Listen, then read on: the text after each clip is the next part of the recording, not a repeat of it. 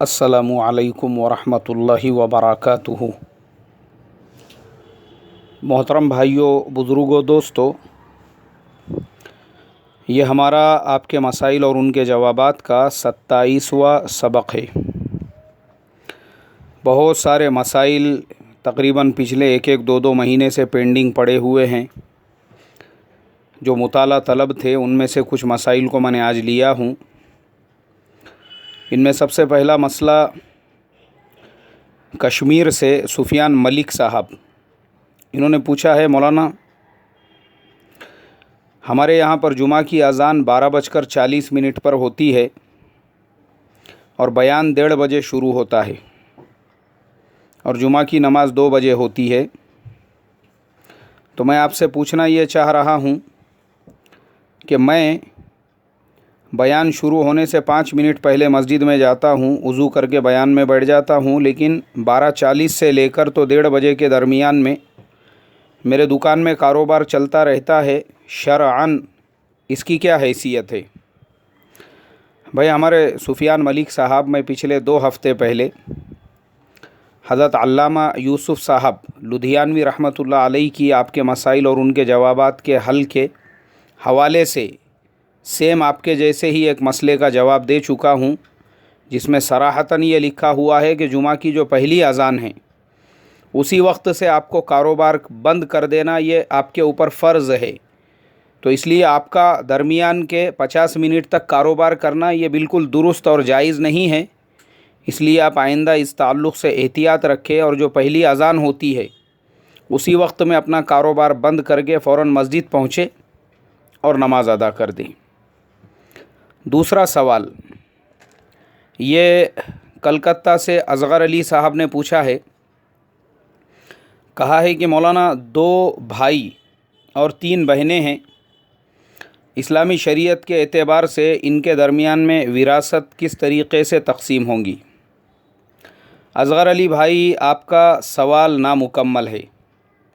विरासत और मीरास के मसाइल इतने नाजुक और पेचीदा होते हैं, आप अधूरा सवाल पूछकर मुकम्मल जवाब नहीं हासिल कर सकते हैं। आपको ये तमाम बातें बताना ज़रूरी थी कि सिर्फ़ भाई बहनें ही हैं या उनकी वालिद वालिदा भी है, या जो मरहूम था उसके ख़ुद के भी वालिद या वालिदा है, या उसकी बीवी है, या उसका शोहर है। ये तमाम चीज़ें पूरे डिटेल्स में आना चाहिए। और मीरास क्या क्या है? मीरास में सिर्फ़ ये नहीं है, उसका जो तरीक़ा है उसके अंदर सिर्फ़ पैसा या खेती बाड़ी नहीं है। एक एक चीज़, यहाँ तक कि उलमा ने लिखा है उसके बदन पर जो लिबास है वो भी तरीक़े में शामिल है। उसके बदन के ऊपर अगर चश्मा है, उसके पास मोबाइल फ़ोन था, उसके पास में कलम है, पेन है, वो भी तरीक़े में शामिल है। एक एक चीज़ को आपको शामिल करना पड़ेगा और तमाम वारिसीन की लिस्ट बनाना पड़ेंगी, तब जाकर कोई ये फ़ैसला दे सकता है कि किसके हिस्से में मीरास का कितना हिस्सा आएगा। और बेहतर तरीक़ा ये है कि आप अपने मुकामी मुफ्ती साहब से या काज़ी शरीयत के पास जाकर फ़ेस टू फ़ेस बैठकर इत्मीनान से उनको पूरे डिटेल्स बताए और तहरीरी तौर पर उनसे जवाब हासिल करे। तो मुझे लगता है ये शक्ल आपके लिए ज़्यादा बेहतर है, बजाय इसके कि आप टेलीफ़ोन के ऊपर मुझसे दरियाफ़्त करें और पूरी सूरत हाल मालूम ना होने के बावजूद भी मैं आपको जवाब दूं, तो यही आपके लिए बेहतर है।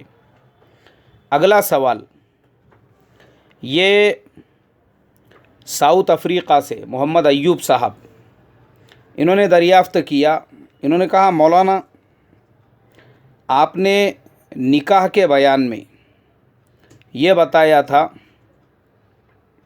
कि बहुत सारी औरतें जो गंदी रहती है, मैली कुचैली रहती है, जिनके सरों के बाल झिपोटियों की तरह से मुंतशिर हो जाते हैं, सरों में से जुएँ गिरने लगती है, शोहर को उससे कराहियत होती है, इसलिए शोहर की नज़रें बाहर के औरतों पर पड़ती है जो एकदम साफ़ सुथरी छिले हुए अंडे के जैसी नज़र आती है।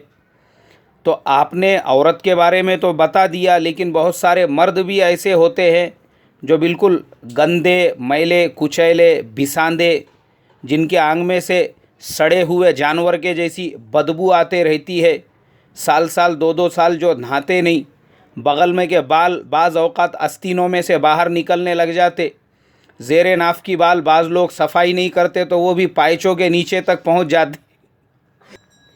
تو ایسے لوگوں کے بارے میں شریعت کا حکم کیا ہے؟ خالی ایک طرفہ آپ نے بات کی عورتوں کے بارے میں، پھر ایسے مرد، ان کو بھی تو صاف ستھرا رہنا چاہیے، کیونکہ عورتیں بھی چاہتی ہے کہ ان کے مرد بالکل صاف ستھرے رہے، پاک رہے، صاف رہے۔ اور بعض مردوں کے باڈی پر، سینے پر بہت زیادہ بال ہوتے ہیں، بعض عورتوں کو ان سے بھی کراہیت ہوتی ہے۔ تو آپ اس کے بارے میں بھی تھوڑی سی روشنی ڈالیے، اس لیے کہ ہمارے محمد ایوب صاحب جو ہے وہ میرے ہر بیان کو سینکڑوں لوگوں تک پہنچاتے ہیں ماشاءاللہ ساؤتھ افریقہ کے اندر، اور بہت سے گروپس میں وہ ڈالتے ہیں۔ تو ان کو کسی مستورات نے یہ پوچھا، اس لیے انہوں نے مجھ سے یہ مسئلہ دریافت کیا۔ ہمارے محمد ایوب صاحب جن مستورات نے آپ سے یہ سوال پوچھا تھا، میں نے ان کا جواب دیکھا ہوں۔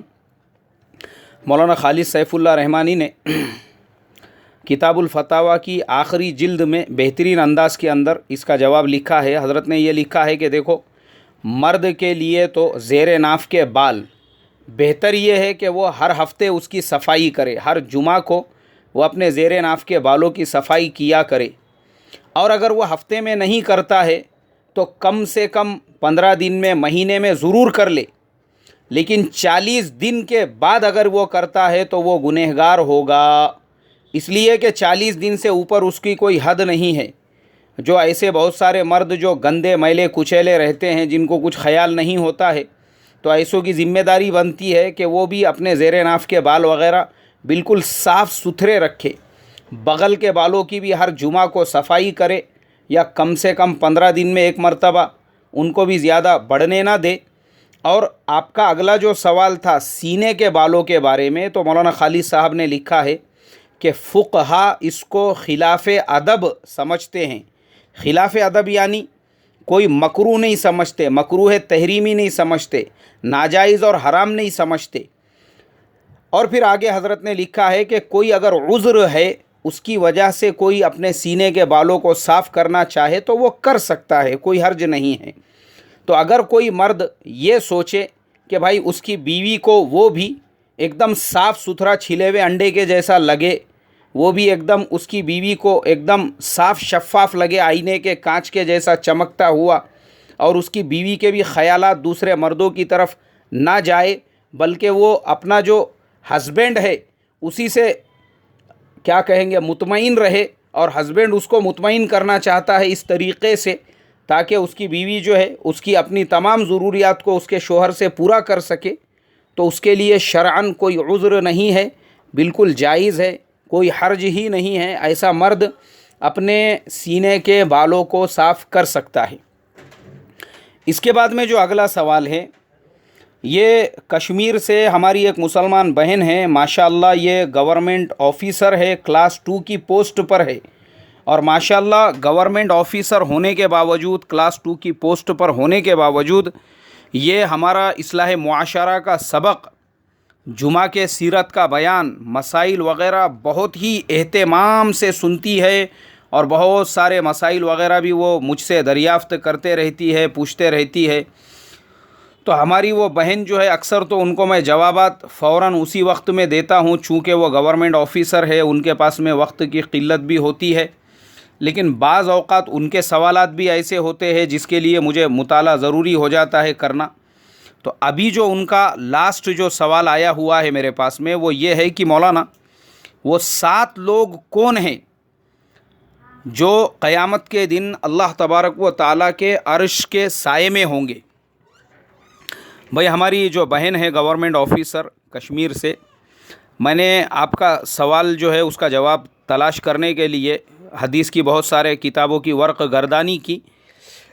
بخاری شریف جلد نمبر 8 اور حدیث نمبر 6806 میں وہ حدیث مجھے مل گئی۔ اللہ کے پیارے نبی صلی اللہ علیہ وسلم نے فرمایا، کل قیامت کے دن 7 لوگ ایسے ہیں جو اللہ کے عرش کے سائے میں ہوں گے۔ ان میں پہلا آدمی انصاف کرنے والا بادشاہ۔ انصاف کرنے والا بادشاہ سے مراد اس میں سب لوگ آ گئے، اگر کوئی گرام پنچایت کا ممبر ہے وہ بھی آ گیا، نگر سیوک ہے وہ بھی آ گیا، एरिया का एमएलए है वो भी आ गया, एमपी है वो भी आ गया, मुख्यमंत्री है वो भी आ गया। जैसे आपके यहाँ पे महबूबा आपा जो है माशाल्लाह वो भी बादशाह के लेवल पर है। इसी तरीक़े से मुल्क का पीएम है, कोई भी रहो बादशाह के हुक्म में है। तो शर्त यह है कि वो इंसाफ़ करे। अगर नगर ग्राम पंचायत का मेंबर है वो भी इंसाफ़ का मुआमला करे अपने एरिया के लोगों के साथ। अगर वो नगर सेवक है तो जो एरिया में रहता है, इंसाफ़ का मतलब ये है कि गवर्नमेंट इनको जो फ़ंड देती है वो अपने एरिया पे बराबर से तकसीम करे, वो अपने एरिया के लोगों के डेवलपमेंट में उसको लगाए। ये नहीं कि हज़रत ख़ुद बंगलों पे बंगले ख़रीद रहे हैं, प्लॉट पे प्लॉट ख़रीद रहे हैं और अपनी प्रॉपर्टीज़ बना रहे हैं और एरिया के अंदर कचरों के ढेर लगे हैं, रास्ते बराबर बने हुए नहीं हैं, नालियों का पानी वो रोडों पे रास्तों पे आ रहा है। तो ऐसा जो बादशाह है या ऐसा जो ज़िम्मेदार है वो ख़ियानत करने वाला है, इंसाफ़ करने वाला नहीं। और मैं आपको बता दूं हमारे यहाँ पर अभी इलेक्शन होने वाले हैं महाराष्ट्र में, परभनी, चंद्रपुर और लातूर के अंदर। तो उन्हीं में से एक शहर है परभनी। वहाँ पर मेरा पिछले साल सफ़र हुआ था मकातिब की जांच के सिलसिले में। हमारे एक बहुत अज़ीज़ दोस्त है वहाँ पर, वो मकातिब चलाते हैं। तो मुसलमानों का एरिया है जिसे आबाद होकर 20 से 25 साल हो चुके हैं। वहाँ पर उनके मकतब चलते हैं। वो मुझे जब साथ में ले जाने लगे तो मैंने देखा कि रास्ता ही नहीं है, रोड पूरा गटर बना हुआ है, दलदल बना हुआ है, उसके बीच में बड़े बड़े पत्थर रखे हुए हैं और वो एक पत्थर फिर एक से दूसरे पत्थर पे, दूसरे से तीसरे पत्थर पे, ऐसा आपको रास्ता चलना पड़ रहा है। और कम से कम वहाँ पे 10 से 15 हज़ार मुसलमानों की आबादी है। मैंने उनसे पूछा, मैं बोला भाई साहब यहाँ का नगर सेवक कौन है? बोले मुसलमान ही है। मैंने कहा वो अपने एरिया के डेवलपमेंट के लिए काम नहीं करता, जबकि गवर्नमेंट के रूल के हिसाब से हर नगर सेवक को साल में 2 करोड़ रुपये अपने एरिया के डेवलपमेंट के लिए मिलते हैं। तो वो यहाँ पे रास्ता नहीं बना सकता। 15-20 साल हो चुके हैं ये एरिया को आबाद होकर, रास्ते नहीं यहाँ पर। अल्लाह रहम करे ऐसे मुसलमान कौम के ऊपर जो नगर परिषदों का पैसा खा खा कर ख़ुद बड़ी बड़ी गाड़ियों में घूम रहे हैं, जिनके सेमड़े और चिपड़े बच्चे 3-3 और 4-4 लाख की बाइक पे घूम रहे हैं। और जो एरियो के नगर सेवक है वहाँ पे नालियाँ नहीं, वहाँ पे रास्ते नहीं। तो वो एरिया वालों का काम है ऐसे लोगों को अगले बारी से जो है वोट देना तो दूर की बात, अपने घर के सामने खड़े भी होने ना दे। तो ऐसे खियानत करने वाले नहीं, इंसाफ़ करने वाला बादशाह। दूसरे नंबर पे वो नौजवान जो अपने रब की इबादत में जवानी में भी मसरूफ़ रहा, यानी वो तमाम नौजवान इसके अंदर वो कैटेगरीज़ में आ गए जो आजकल हमारे माशाअल्लाह नौजवानों को मैं देखता हूँ, कॉलेजेस वग़ैरह के जो बच्चे हैं और बहुत से हमारे नौजवान 15 साल, 17 साल, 18 साल, 20 साल, 22 साल, 30 साल, 35 साल के जो माशाअल्लाह मस्जिदों में आते हैं, नमाज़ों का एहतमाम करते हैं, तालीम में बैठते हैं, दीन के मेहनतों में लगे हुए हैं। तो ये बशारत हमारे वो तमाम नौजवानों के वास्ते हैं। इसलिए हमारे नौजवानों ने ये फ़जीलत हासिल करने के लिए खुसूसन नमाज़ों का एहतमाम करना चाहिए। अल्लाह ताला उनको सिर्फ़ इस अमल की वजह से अर्श का साया नसीब करेंगे। नंबर 3, वो शख्स जिसने तन्हाई में अल्लाह को याद किया और आँखों से आंसू जारी हो गए। ये उस आदमी के बारे में है जो अंधेरे में उसकी बीवी सो रही है, बच्चे सो रहे हैं, खामोशी से उठकर वज़ू वग़ैरह करके तहज्जुद की नमाज़ पढ़ रहा है, या मस्जिद में तहज्जुद की नमाज़ पढ़ रहा है, या अकेले में कोई और नमाज दिन के वक्त में पढ़ रहा है जिसे कोई नहीं देख रहा है, सिर्फ़ अल्लाह देख रहा है, और ये अल्लाह के सामने हाथ फैलाकर दुआ मांगकर आंसू बहा रहा है। तो ऐसा अकेले में अल्लाह के सामने गिड़गिड़ाने वाला वो भी कल क़यामत के दिन अर्श के साए में होगा। नंबर 4, वो शख्स जिसका दिल हमेशा मस्जिद में लगा रहता है। ये कौन है? ये वो लोग हैं जो फजर की नमाज़ पढ़ के अभी घर पे आए थे तो उनको बेचैनी होने लगती है कि कब ज़ोहर की अज़ान होंगी और मैं मस्जिद में जाऊंगा। और ज़ोहर की अज़ान से पहले ऐसे लोग मस्जिद में पहुंच जाते हैं, फिर इत्मीनान से ज़ोहर की नमाज़ अदा करके आते हैं और उसके बाद में असर की नमाज की फ़िक्र करते हैं। हमारे यहाँ पर हमारे गांव में एक बुज़ुर्ग को मैंने देखा था, उनके फ़र्जंद जो है हमारे गांव के नगर अध्यक्ष भी बने थे, उनके वालिद साहब, अल्लाह उनकी क़ब्र को नूर से भर दे। बेचारे आँखों से माजूर हो चुके थे, लेकिन नमाज़ों का इतनी मोहब्बत उनको थी कि कोई भी साइकिल पे आने जाने वाला या पैदल आने जाने वाला, वो जो भी उनको महसूस होता उसको आवाज़ देख के बोलते, अरे भाई ٹائم کیا ہو رہا ہے؟ بولے ابھی 12:30 بجے. اچھا ابھی اذان کو اور آدھا گھنٹہ باقی ہے. یعنی عصر کی نماز کے جیسی ظہر پڑھ کے آئے نہیں آئے، وہ گھر کے سامنے ہی بیٹھے رہتے تھے. تو ایسے لوگ وہ قیامت کے دن اللہ کے عرش کے سائے میں ہوں گے جن کا دل مسجد میں اٹکا ہوا رہتا تھا. نمبر 5، 2 ایسے آدمی جو اللہ کے لیے آپس میں محبت رکھتے ہیں. یہ ان 2 مسلمانوں کے بارے میں ہیں کہ کسی کو کسی سے کوئی غرض نہیں ہے. کوئی کسی کو سلام کر رہا ہے تو بے غرضی کے لیے، یہ نہیں ہے کہ اس کو سلام کر کے 500 روپیہ ادھار مانگوں، یا یہ نہیں ہے کہ اس کو اپنے گھر پہ دعوت دوں تاکہ وہ میرا یہ کام کرے یا وہ کام کرے. جیسے ہمارے زمانے میں بہت سارے لوگ، ابھی چونکہ میں مسجد کا امام ہوں، کبھی کبھی دعوت دیتے ہیں تو غرض ہوتی ہے، ارے مولانا وہ ہمارے لڑکے کے لیے کوئی لڑکی دیکھو، ارے مولانا ہمارے لڑکی کے لیے کوئی لڑکا دیکھو، ارے مولانا ہمارے بھتیجی کے لیے کوئی رشتہ دیکھو، ارے مولانا آپ کی فلانی جگہ پہ پہچان ہے، ذرا ہمارے کسی رشتہ دار کو، فلانے لڑکے کو جاب کے لیے ہم سوچ رہے ہیں. تو یہ جو محبت ہوتی ہے یہ غرض والی ہوتی ہے. ایسے محبت کرنے والے کو نہیں، بے غرض، کوئی مقصد نہیں ہے، کچھ نہیں ہے. نہیں بھائی، اپنے امام صاحب ہے، ہم کو آپ سے محبت ہے، آپ ہمارے کو نماز پڑھاتے ہیں، دین کی باتیں بتاتے ہیں، آپ کے اکرام میں ہم آپ کو دعوت دے رہے ہیں، ہمارا ایمان والا بھائی ہے اس لیے اس کو سلام کر رہے ہیں. یہ نہیں ہے کہ اس سے قرض لینا ہے یا ادھار مانگنا ہے. تو یہ ایسے 2 مسلمانوں کے بارے میں فرمایا. اور نمبر 6، وہ آدمی جسے کسی بلند مرتبہ اور خوبصورت عورت نے برے ارادے سے اپنی طرف بلایا اور اس نے جواب دیا کہ میں اللہ سے ڈرتا ہوں. بلند مرتبے سے مراد یہ ہے جیسے اس کے پاس میں کسی ایسے کام کا آفر آیا کہ بھائی ہم تیرے کو فلانے رستے کا کانٹریکٹ دلا کے دیتے ہیں، وہ 1 کروڑ کا ہے لیکن تیرے کو 10 لاکھ میں کرنا ہے، اور جو 90 لاکھ بچیں گے اس میں سے 50 لاکھ تو نے رکھنا، 40 ہم کو دینا، آپس میں بانٹ کے کھا جائیں گے. تو یہ بے ایمانی کے لیے کسی کو بلند مرتبے کے لیے بلائے اور وہ انکار کرے، بولے نہیں بھائی مجھے حرام کی کمائی نہیں کھانا ہے، یہ میرے لیے ناجائز ہے. اور دوسرے کوئی عورت، خوبصورت عورت، کیونکہ پہلا زمانہ ایسا تھا کہ مرد عورتوں کے پیچھے بھاگتے تھے، لیکن آج کل الٹا ہو چکا ہے. عورتیں انہوں نے ایک نیا ٹریپ نکالا ہوا ہے، جالے نکالے ہوئے ہیں، میک اپ کر کے آئیں گی، سجیں گی، سنوریں گی، خاص طور پہ شادی وغیرہ کے پروگراموں میں مٹکیں گی، جگہ بار بار جو ہے اپنا جلوہ دکھانے کی کوشش کریں گی تاکہ جھگڑوں کو، مردوں کو گھیر سکے اور گھیر کر ان کو غلط کاموں کے لیے اکسا سکے اور برے کام کے لیے اپنی طرف مائل کر سکے. تو ایسا اکثر ہوتا ہے. بہت سارے ہمارے نوجوان جو آئی ٹی کمپنیوں میں کام کرتے ہیں، جاب کرتے ہیں، کال سینٹروں میں رات کی شفٹ میں رہتے ہیں، اکثر ایسا ہوتا ہے کہ عورتیں ان کو برے کاموں کے لیے آمادہ کرتی ہے یا اکساتی ہے یا اشارے کرتی ہے، یا بہت سارے ایسے ان کے سامنے مسائل آتے ہیں. ایسے وقت میں اگر انسان یہ کہے کہ ٹھیک ہے مجھے کوئی نہیں دیکھ رہا ہے مگر اللہ تو دیکھ رہا ہے، اللہ کے خوف سے اگر وہ اپنے ایمان کو، اپنے نفس کو، اپنے آپ کو بچا لے، کل قیامت کے دن ایسا آدمی بھی اللہ کے عرش کے سائے میں ہوگا. اسی طریقے سے 7واں، ایسا آدمی جس نے ایسا چھپا کے صدقہ دیا کہ اس کے داہنے ہاتھ کو بھی خبر نہیں ہوئی کہ بائیں ہاتھ نے کیا دیا اور کسے دیا. یعنی یہ نہیں ہے جیسے ہمارے زمانے میں کوئی آدمی نیک کام کرتا ہے تو پریس والوں کو پہلے بلاتا ہے تاکہ کل کے نیوز پیپر میں، کل کے لوکمت میں، کل کے انقلاب میں اس کی فوٹو چھپے، اس کی نیوز چھپے، چینل والے اس کے بارے میں ہائی لائٹ کرے. تو یہ ریاکار اور دکھاوے والا انسان ہے. یا وہ خود لوگوں کے سامنے یہ بول سکے کہ بھائی فلانا تو بہت مجبور تھا، چلو اللہ نے اپنے سے کام لیا، اب اپن زیادہ تو دے نہیں سکتے تھے، خالی 10,000 روپیہ میں نے دیا بولے ان کو. یہ خود لوگوں کو بتا رہا ہے اپنے کیے ہوئے عمل کو. تو یہ ریاکار ہے.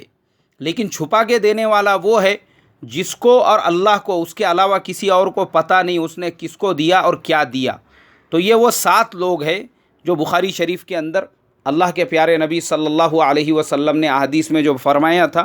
بخاری شریف میں یہ حدیث ملی ہے، حدیث نمبر ہے 6806. تو انشاءاللہ مجھے اللہ کی ذات سے امید ہے آپ کو آپ کا جواب مل گیا، اور اسی طریقے سے تمام سوالات جن بھائیوں نے کیے تھے ان کو بھی ان کے جوابات مل گئے. اب آپ لوگوں سے یہی ریکویسٹ، جس کو بھی سوال پوچھنا ہے وہ تحریر کرے اور تحریر کر کے بھیجے تو مجھے آپ کو جواب دینے میں پھر آسانی رہے گی. اللہ مجھے آپ کو عمل کی توفیق عطا فرمائے. السلام علیکم ورحمۃ اللہ وبرکاتہ.